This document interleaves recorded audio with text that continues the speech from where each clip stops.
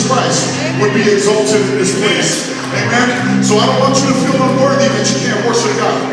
I don't want you to feel like your sins last night will cause you not to worship God. Because Philippians 4:13 says, I can do all things through Christ who strengthens me.